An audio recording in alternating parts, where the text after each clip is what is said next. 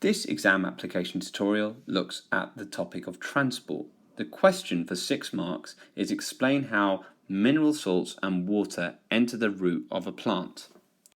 So we're talking about two different chemicals and how they enter the plant, and they enter the plant by two different processes. So we're explaining the process that gets mineral salts in and the other process that gets water into plants. So the translation for this would be explain how water enters the plant roots by osmosis and explain how mineral ions enter the plant roots by active transport.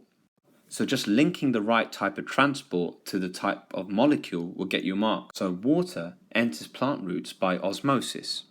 But we must explain that process. So this is where water moves from a high to low concentration across a semi-permeable membrane. And you can see that happening here. So over here we have our root hair cell, and you can see the membrane has gaps in it. It's semi-permeable, allowing small molecules through.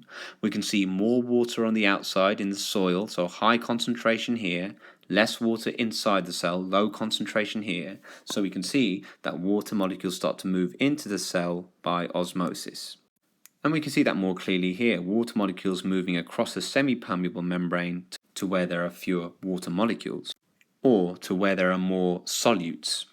Mineral salts, however, usually enter the roots by active transport.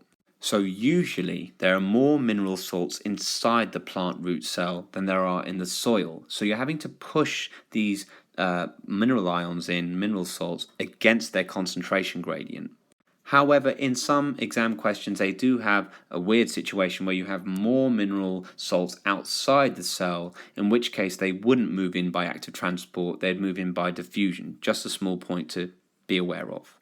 So active transport is where mineral salts or ions move from a low to high concentration.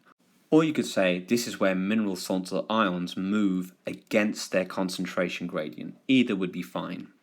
This requires energy and a carrier protein. So you can see here that we've got a carrier protein embedded in the cell membrane of the root hair cell. And what happens is these mineral ions will bond to the protein. Then energy will be involved to change the shape of the protein, allowing those mineral ions access to the cell.